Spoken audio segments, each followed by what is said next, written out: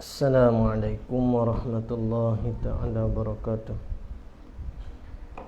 Ila hadratin Nabi Muhammadin sallallahu alaihi wasallam wa kafatil anbiya'i wal mursalin wal malaikatil muqarrabin wa ila a'immatil mujtahidin, la siyama imamuna syafi'in wa khususan ila Syekh Abdullah al-Haddad wa ila Syekh Idris al-Khayyat wa ila kulli masyayikhina wa kulli masyayikh wa ila jami'il muslimina wal muslimat syai'u lillahi lana wa lahumul fatihah. A'udzu billahi minasy syaithanir rajim. Bismillahirrahmanirrahim. Alhamdulillahi rabbil alamin. Ar-Rahmanir Rahim. Maliki yaumiddin. Iyyaka na'budu wa iyyaka nasta'in. Ihdinas siratal mustaqim. Siratal ladzina an'amta 'alaihim ghairil maghdubi 'alaihim waladdallin. Amin. Bismillahirrahmanirrahim. Alhamdulillahi rabbil alamin. Wassalatu wassalamu ala rasulina sayyidina Muhammadin wa ala alihi wa sahbihi ajma'in. Rabbi shrah li sadri wa yassir li amri wahlul 'uqdatam min lisani yafqahu qawli. Allahumma iftah 'alaina hikmatak wa anshur 'alaina min khazaini rahmatika ya arhamar rahimin. Wala hawla wala quwwata illa billahil 'aliyyil 'azim. ولا حول ولا قوة إلا بالله العلي العظيم ولا حول ولا قوة إلا بالله العلي العظيم وصلى الله على سيدنا محمد وعلى آله وصحبه وبارك وسلم والحمد لله رب العالمين. InsyaAllah kita sambung pada muka surat 6 pada baris yang ketiga daripada bawah. Qala al-musannifu rahimahullahu ta'ala wa nafa'ana bi'ulumihi fid darain amin. Ketahui olehmu, yakni mereka yang nak menuju kepada jalanan akhirat,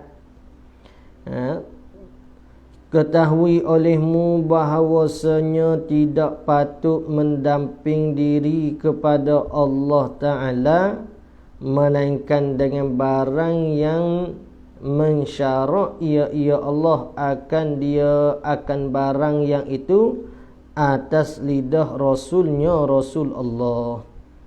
Jadi cara bagi kita nak mendamping diri kepada Allah Ta'ala ni tak boleh selain daripada cara hak yang disyariatkan, hak dinyatakan hukum oleh baginda sallallahu alaihi wasallam daripada segala sunnah, dan tu lakna sawab tiadalah daripada segala sunnah ni, yakni orang panggil sunnah al-masyru'iyah, sunnah-sunnah yang disyariatkan. Jadi kita buat, kita belajar dalam kitab Al-Azkar Imam Nawawi, hak mana zikir-zikir tadi, tu di antara cara kita nak takarrub kepada Allah Ta'ala. Dan terkadang memberi bekas oleh niat yang sebenar pada pekerjaan yang mubah, dan terkadang memberi bekas, yakni memberi hasil juga oleh niat yang sebenar pada pekerjaan yang mubah. Benda tu benda yang harus, seperti kita kata makan, tidur. Jadi walaupun benda tu benda yang harus, dia boleh membawa kepada kebaikan juga dengan sebab niat kita tu sebenar. Seperti kita makan, tujuannya apa? Niat kita nak mengkuatkan tubuh badan, nak menyembah Allah. Kita tidur rehat untuk tujuan nak ada kekuatan pada tubuh badan kita. Walaupun pekerjaan itu pekerjaan yang mubah, maka jadi ia pekerjaan itu pekerjaan yang mubah tadi, asalnya pekerjaan itu pekerjaan yang harus saja. Tapi kerana niat yang sebenar, maka jadi ia pekerjaan yang mubah itu kebajikan. Jadi dapat pahala juga. Daripada pihak dari nisbah mana? Daripada pihak bahawa sebagi wasail itu hukmul maqasid. Bagi wasail ini maksudnya hukum wasail. Hukmul wasail lil wasaili hukmul maqasid. Tu kaedah. Dia kalau kita belajar kaedah berjumpa banyak benda lah. Kalau kita tak mengaji dengan cara kaedah gak, sepiklah kepahaman agama kita tersepik.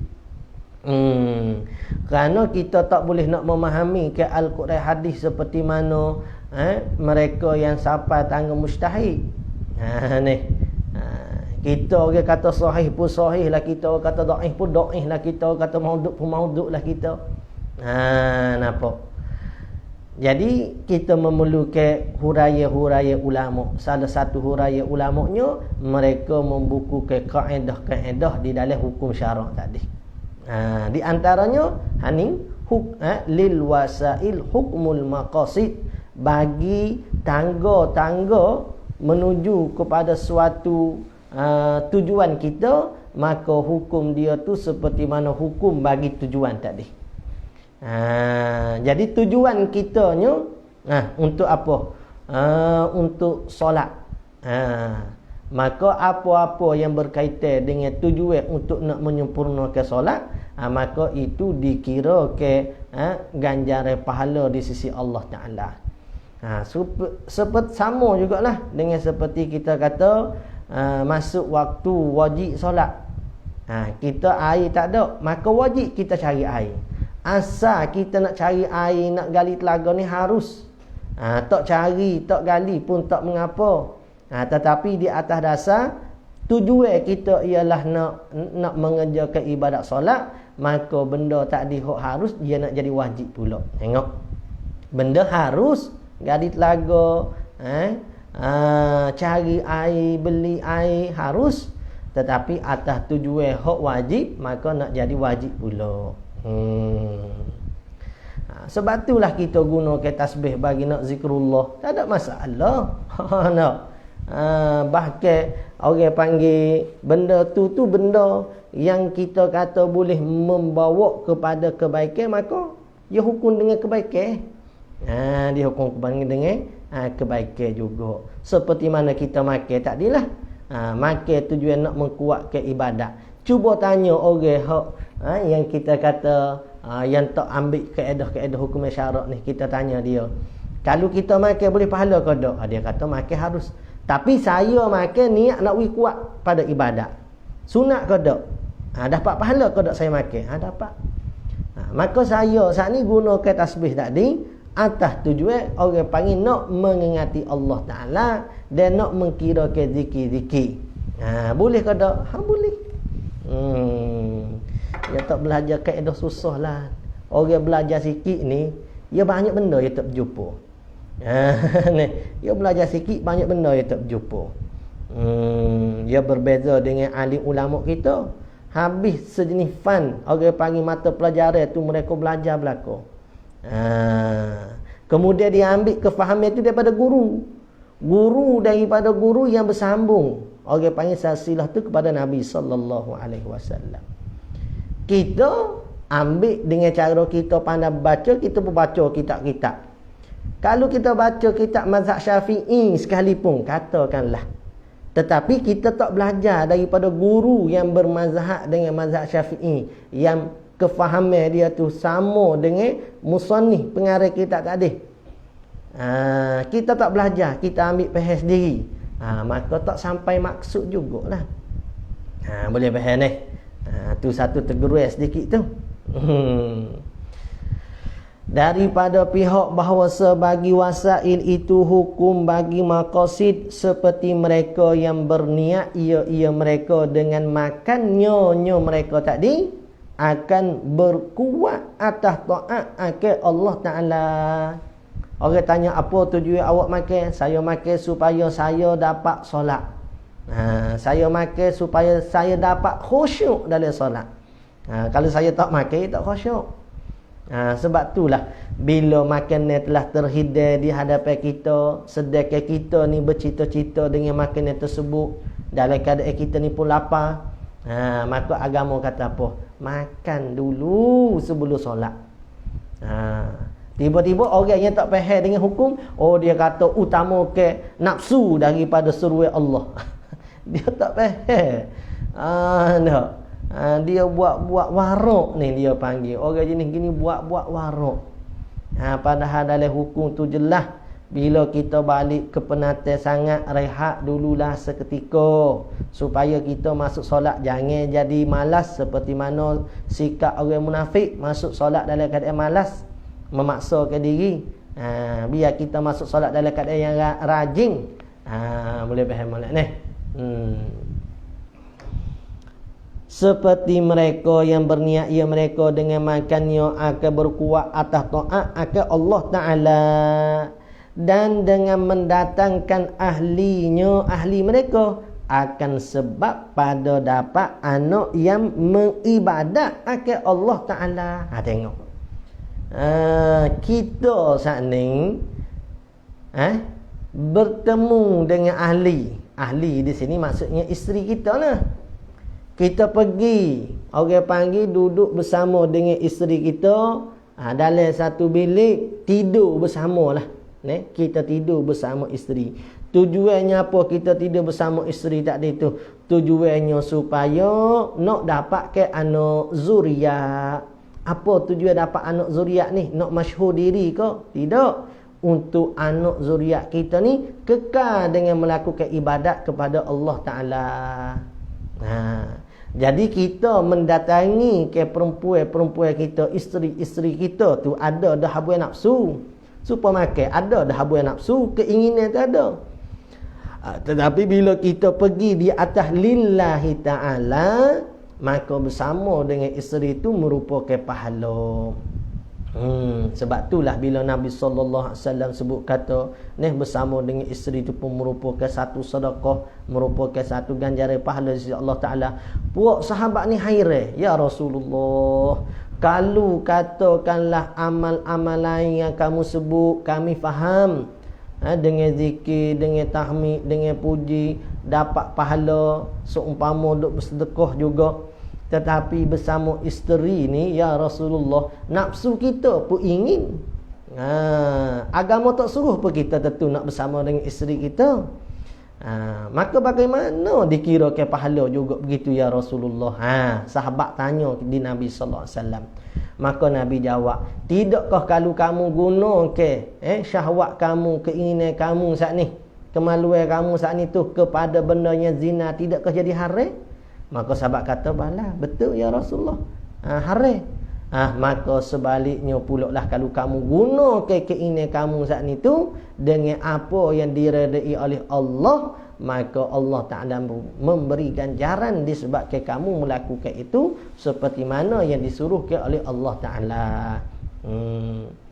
Ni tak niat anak, tak anak lagi ni. Semata-mata kita mendatangi isteri kita tu kerana syarat kata halal, kita pun mendatangi kerana nak mendapat ke orang panggil redha Allah Ta'ala, semata-mata kerana Allah Ta'ala dapat dah pahala. Apatah lagi kalau kita mendatangi ke isteri kita tadi tu atas tujuan kita nak hasilkan anak, dan anak kita saat ni tu kita nak niat ke dino pusat-pusat apa orang panggil tahfiz, pondok ke apa semua, untuk nak menyebarkan agama Allah Ta'ala pula. Awak nak berapa anak? 12 orang anak. Tujuannya apa? Supaya tiap-tiap negeri ni ada anak saya belaka duk buka pondok, umpama maka pahala besar tu di sisi Allah Ta'ala. Walaupun kita tak ada rezeki, Tuhan tak ada kurnia kita anak sekalipun, Tuhan dah hitung dah. Inilah besar amalan bagi orang-orang beriman ni. Niat dia tu. Kalau kita tak niat, rugi. Dan disyaratkan bagi benar niat itu bahawa adalah dengan niat itu amal. dan disyaratkan bagi benar niat itu bahawa adalah dengan niat itu pada membuat ke amal. Maka barang siapa menuntut ilmu, misalan contoh ai umasilu, masalan aku buat contoh akan sebagai satu contoh, dan menyangka ia barang siapa tadi itulah akan bahawa seniatnya barang siapa tu pada mendapat akan ilmu bahawa beramal. Dia niat molek tu. Dia niat belajar dia saat ni supaya dia nak beramal, dia nak baiki ke amal-amal dia hak kurang, dan mengajar ia man. Tengok dia niat dia belajar ni, dia nak beramal, dia nak mengajar orang lain pula dengan agama ni, dan mengajar ia man, yakni akan orang lain. Maka jika tidak memperbuat akan yang demikian itu, demikian mana niat nak beramal, niat nak menyebar ke ilmu pada ketika mungkin daripadanya, mungkin yakni boleh buat daripada beramal dan mengajar tadi, maka bermula niatnya tidak sebenar. Jadi tak sebenar lagi.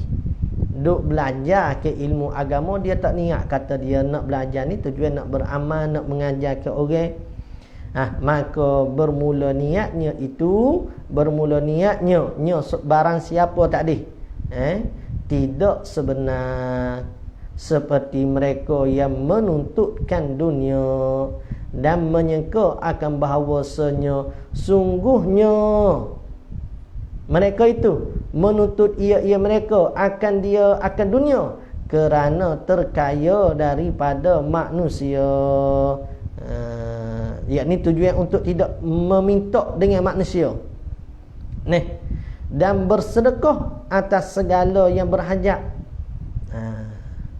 Masuk kata dengan dia tuntut ke dunia saat ni tu dia boleh bersedekah pada orang dan menghubungkan rahim segala keluarganya, dengan dia bagi hadiah kepada kaum kerabat dia, maka tidak memperbuat mereka itu akan demikian itu. Demikian mana? Demikian bersedekah, demikian tak nak meminta pada manusia, nak menghubung silaturahim, maka tidak memperbuat mereka akan yang demikian itu pada ketika kuasa atasnya, maka tidak memberi bekas bagi niat mereka itu. Begitulah. Jadi kalau orang yang mana belajar, dia tak niat bagi belajar tu nak beramal, dan dia tak niat bagi nak memberitahu pada orang lain, nak menyebarkan agama, maka tak sebenar lagi niat dia saat ni.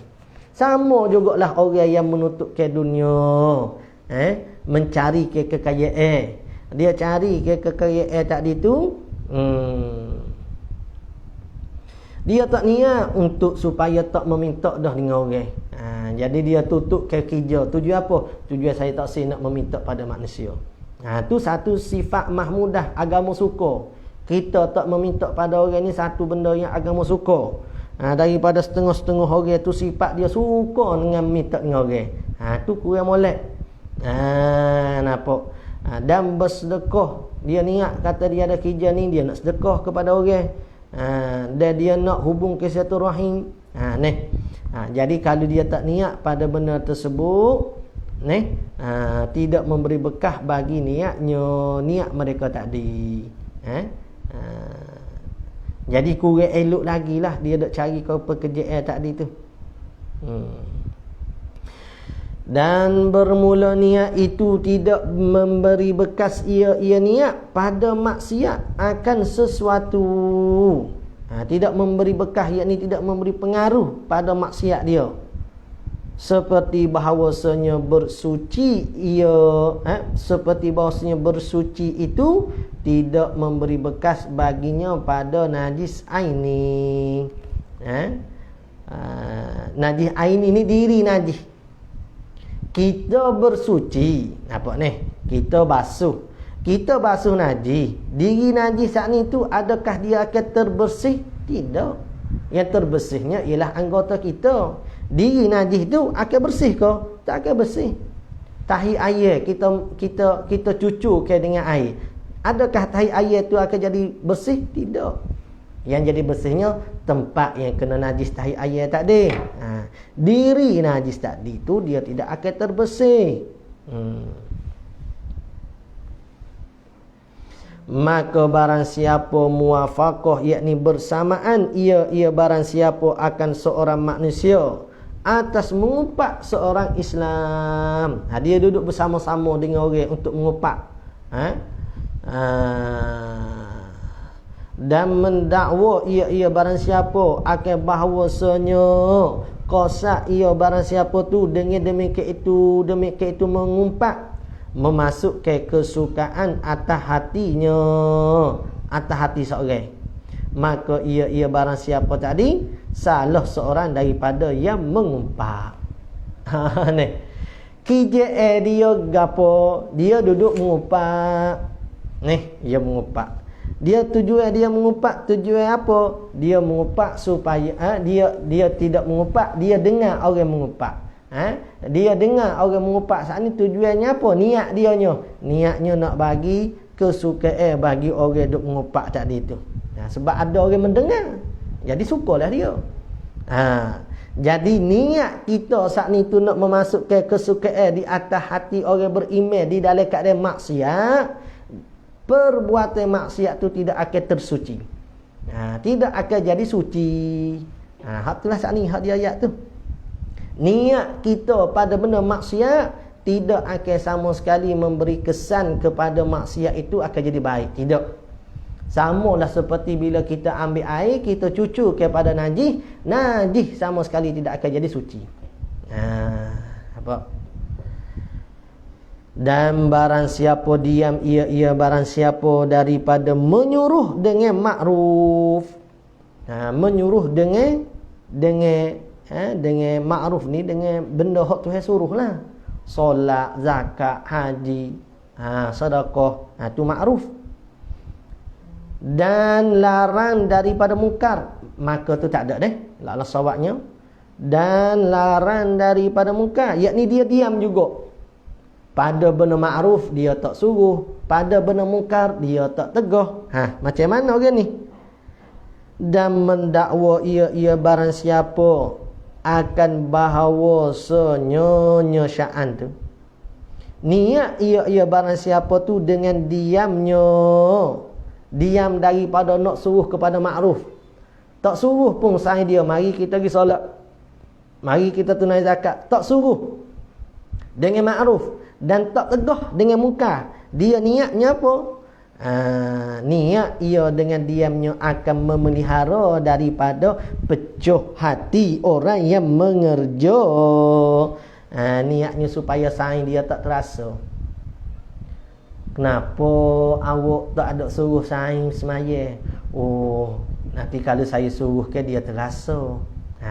Macam baik niat dianya. Bakpo awak tak larang saing awak duduk bergewel, tidakkah bergewel tu benar haram pada syarak. Wala taqrabuz zina, jangan duk dekati zina. Dak agama ajar dah kalau betul nak kita pergi mine, dak pergi lihat dengan cara hak diizinkan oleh syarak, bukan dengan cara duk bergewel hak ikhtilaf tidak syar'i gini. Bakpo awak tak tegur saing awak? Saya tegurkan nanti dia sakit hati, dia kecil hati. Dengan teguran saya, kerana itulah saya tak tegur, saya nak jaga hati dia. Jadi dia biarkan maksiat tadi. Tu. Niat bagus supaya tak nak mengecilkan hati seorang sahabat. Tetapi perbuatan hak dia buat tu tak kena. Tak kena. Sepatutnya tak apalah orang kecil hati pun dikarenakan benda tu maksiat, kita kena tegah dengan seupaya kita. Tak apalah dia kecil hati pun, tetapi benda hak dia tak buat ni benda hak wajib pada syarak. Jadi dia kecil hati dengan sebab kita tegur pun tak apalah sepatutnya. Tapi dia nak suruh jaga niat. Ni dia orang panggil berpakai dengan pakaian warak, buat pakai. Buat pakai dengan pakaian berjuru. Buat pakai saja. Bukan pakaian sebenar ni. maka ia barang siapa tu yang mengetahui akan dia akan kemungkaran tadi pada dosa, dan apabila bergantung oleh niat yang keji dengan amal yang elok. Habis itu ni.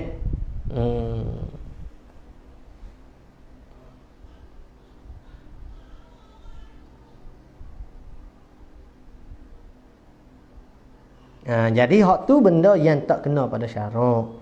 Maka ia barang siapa pun yang mengetahui, dia saat ni tu tahu ni, mengetahui akan dia pada dosa, perkara tersebut dia tahu kata dosa.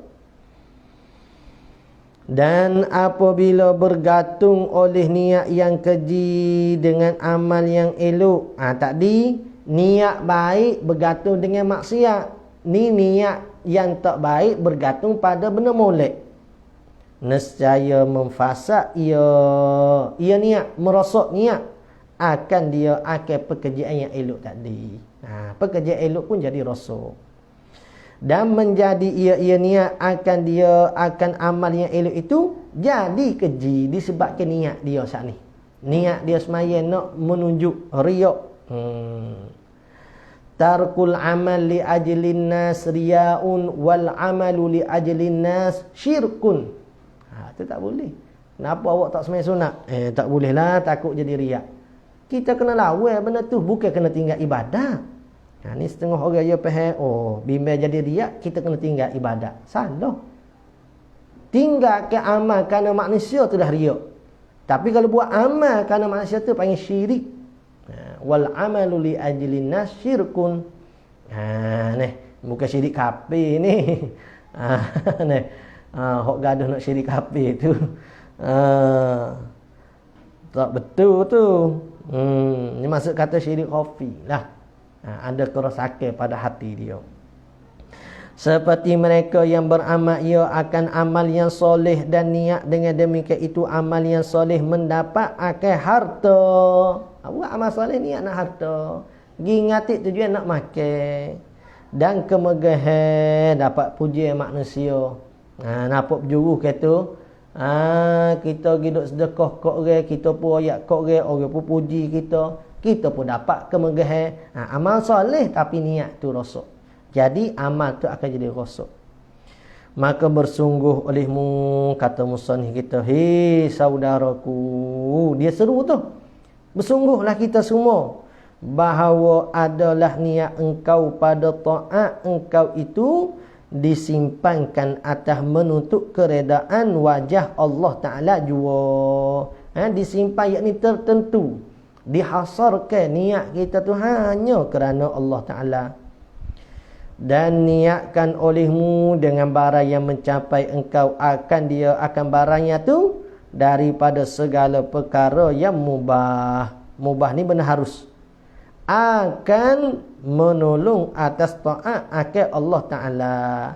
Kita buatlah perkara-perkara yang harus tadi tu, tujuannya untuk Allah Ta'ala. Maka bila kita buat benar harus kerana Allah Ta'ala, maka mendapat ganjaran di sisi Allah Azza wa Jalla. Habislah di situ. Hari ni kita nak kena berhenti awal sikit ni. Saya ada kerja sikit.